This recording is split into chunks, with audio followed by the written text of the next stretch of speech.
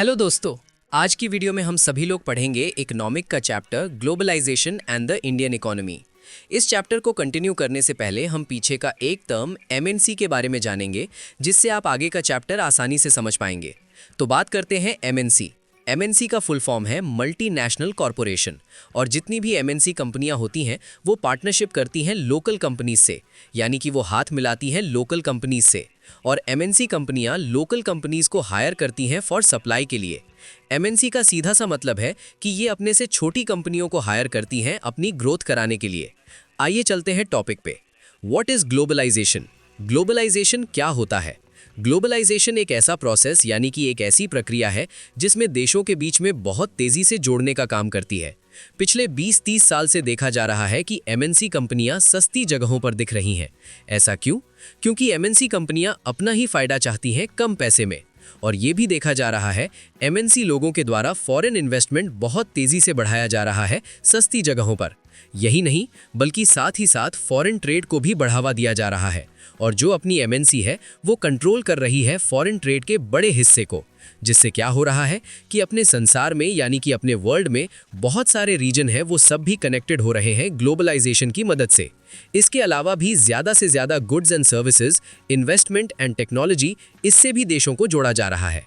एक तरीके से और भी देशों को जोड़ा जाता है मूवमेंट ऑफ पीपल करके, यानी कि पीपल का माइग्रेशन। मेरा मतलब कि इधर से उधर जाकर सर्च करने के लिए, जैसे better income, better job, better education.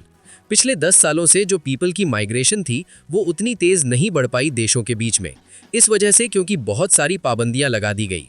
एक शब्द में बोलूं, जितने लोग जा रहे थे better income, better jobs, better education के लिए, अब वो लोग नहीं जा सकते क्योंकि पाबंदियां लगा दी गई हैं। पूरी तरह से नहीं, लेकिन लगा दी गई हैं। एक एग्जाम्पल देख लेते हैं। इंडिया में एक मैन्युफैक्चरिंग प्लांट है जिसका नाम है फोर्ड मोटर्स, और ये जो कंपनी है ये सिर्फ इंडियन मार्केट के लिए ही कार नहीं बनाती, बल्कि इसके जितने भी कंपोनेंट्स हैं वो अलग अलग देशों में एक्सपोर्ट कर देती है। तो ये सब कैसे पॉसिबल हो पाया? तो ये सब पॉसिबल हो पाया ग्लोबलाइजेशन की मदद से। अगर आपने यहाँ तक वीडियोस को देखी है तो वीडियोस को लाइक करके चैनल को सब्सक्राइब जरूर करिएगा। अपनी अगली टॉपिक है factor that have enabled globalisation.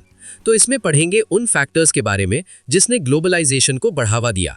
फिर से ग्लोबलाइजेशन, आखिर ये होता क्या है? आइए वन वर्ड में बताता हूँ।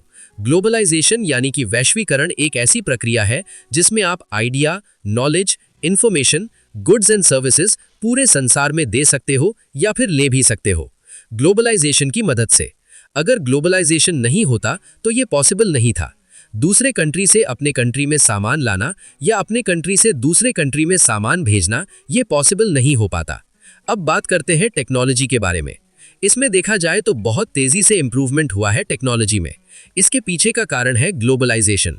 हम सभी लोग पिछले 50 सालों से देखते हुए आ रहे हैं कि बहुत सारे इंप्रूवमेंट हुए हैं ट्रांसपोर्टेशन टेक्नोलॉजी में। इसमें क्या इंप्रूवमेंट हुआ है कि बहुत तेजी से डिलीवरी हो रही है ऑफ गुड्स, यानी कि सामानों की लंबी लंबी दूरियों पर, वो भी सिर्फ लोअर कॉस्ट यानी कि कम दामों पर। और हाल ही के समय में टेक्नोलॉजी के क्षेत्र में टेलीकम्युनिकेशंस, कंप्यूटर, इंटरनेट, उन सब ने बहुत तेजी से ग्लोबलाइजेशन को मदद की है चेंज करने के लिए। और टेलीकम्युनिकेशन ने फैसिलिटीज दी टेलीग्राफ, टेलीफोन, मोबाइल फोन और फैक्स। इन सभी का उपयोग करके हम किसी से भी कॉन्टैक्ट कर सकते थे अराउंड द वर्ल्ड।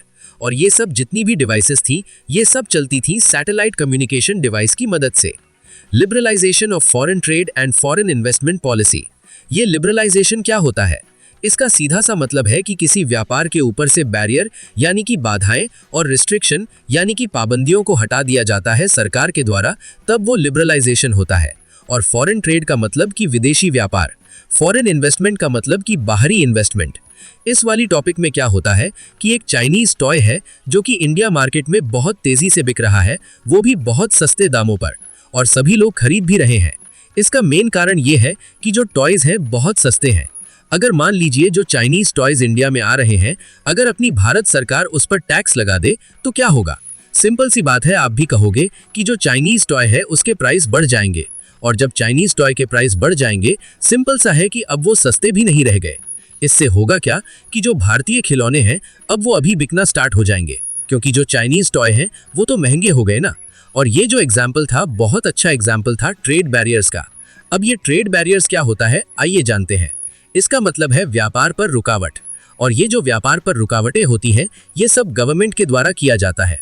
और जो गवर्नमेंट है वो ट्रेड बैरियर को इंक्रीज यानी कि बढ़ा सकती है और ट्रेड बैरियर को घटा यानी कि डिक्रीज भी कर सकती है। सिंपल सा मतलब है कि रुकावटों को बढ़ा भी सकती है, घटा भी सकती है। इससे रिजल्ट क्या मिलेगा कि ये डिसाइड हो जाएगा कि किस प्रकार का सामान और प्रत्येक का कितना प्राइस होगा। ये भी बात कर लेते हैं कि जो ट्रेड बैरियर था आफ्टर इंडिपेंडेंस यानी कि आज़ादी के बाद कैसा था। इसमें क्या होता है कि जो अपनी भारत सरकार है आज़ादी के बाद कुछ बैरियर्स यानी कि कुछ बाधाओं को लगा देती है फॉरेन ट्रेड यानी कि विदेशी व्यापार पर और फॉरेन इन्वेस्टमेंट पर।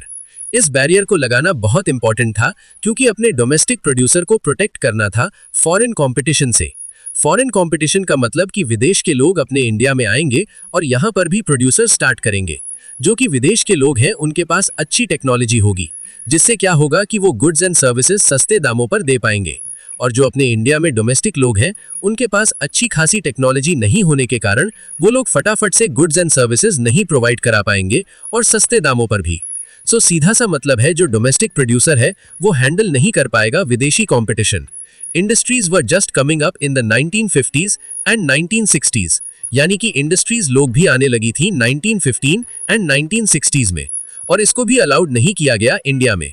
इसको इसलिए अलाउड नहीं किया गया, अगर इंडस्ट्रीज लोग आ जाएंगे तो डोमेस्टिक प्रोड्यूसर का क्या होगा। ये सब देखते ही देखते इंडिया ने कुछ आवश्यक चीजों को ही अलाउड कर दिया इंडिया में लाने के लिए, जैसे कि मशीनरी, फर्टिलाइजर्स, पेट्रोलियम। और एक इंपॉर्टेंट बात, जितनी भी डेवलप्ड कंट्रीज हैं उन्होंने भी शुरुआती समय में अपने लोकल प्रोड्यूसर को अलग अलग तरीके से प्रोटेक्शन दिया है। तो अब बात करते हैं अगली टॉपिक की, न्यू इकोनॉमिक पॉलिसी 1991। स्टार्टिंग के समय में 1991 में इंडिया ने कुछ पॉलिसी को बनाया। इस पॉलिसी में यह डिसाइड किया गया कि अब समय आ गया है जितने भी इंडियन प्रोड्यूसर हैं उनको कंपटीशन कराया जाए अराउंड द ग्लोब यानी कि फॉरेन कंट्रीज से। इससे रिजल्ट क्या मिलेगा कि जितने भी इंडियन प्रोड्यूसर हैं वो लोग कंपटीशन करेंगे विदेशी व्यापार से, जिससे होगा क्या कि जितने भी भारतीय प्रोड्यूसर हैं वो लोग अपनी क्वालिटी को इंप्रूव करते जाएंगे। और ये जितनी भी डिसीजन थी उसको सपोर्ट किया जा रहा था पावरफुल इंटरनेशनल ऑर्गेनाइजेशन के जरिए, जैसे कि WTO, वर्ल्ड ट्रेड ऑर्गेनाइजेशन। ये क्या होता है पढ़ने की जरूरत नहीं है, सिलेबस में नहीं है। यही नहीं बल्कि जितने भी बैरियर्स थे फॉरेन ट्रेड और फॉरेन इन्वेस्टमेंट पे, उसको भी कहीं ना कहीं लार्ज मात्रा में हटा दिया गया था। इससे तो होगा क्या कि जितने भी गुड्स यानी कि सामान है उसको हम इंपोर्ट या एक्सपोर्ट कर सकते हैं आसानी से। सीधा सा मतलब है कि इंडिया से बाहर बेच सकते हैं और इंडिया से बाहर की सामान मंगा सकते हैं आसानी से। और जब बैरियर को हटा दिया जाए तो फॉरेन कंपनीज यानी कि जितनी भी विदेशी कंपनियां हैं अब वो अपनी फैक्ट्रीज और ऑफिस को इंडिया में सेटअप कर सकते हैं आसानी से। और ये चैप्टर यहीं पे समाप्त होता है। और ये कुछ इंपॉर्टेंट टर्म्स हैं जो कि एग्जाम पॉइंट ऑफ व्यू से बहुत इंपॉर्टेंट है। आप इसको नोटेड डाउन कर लीजिएगा। एक बात और, अगर आपको नोट्स डाउनलोड करने हैं तो आप डिस्क्रिप्शन बॉक्स को चेकआउट करिए। यहाँ पर नोट्स अवेलेबल है इस चैप्टर का, तो जाकर फटाफट से डाउनलोड कर लीजिएगा। साथ ही साथ मुझे सब्सक्राइब भी कर लीजिएगा। और हाँ, मुझे इंस्टाग्राम पर भी फॉलो कर लीजिएगा, वहाँ पर मज़े से बातें करते हैं। तो चलिए ऐसी न्यू वीडियोस में मिलते हैं हम, तब तक के लिए टाटा, बाय बाय, जय हिंद, वंदे मातरम and take care. Bye bye.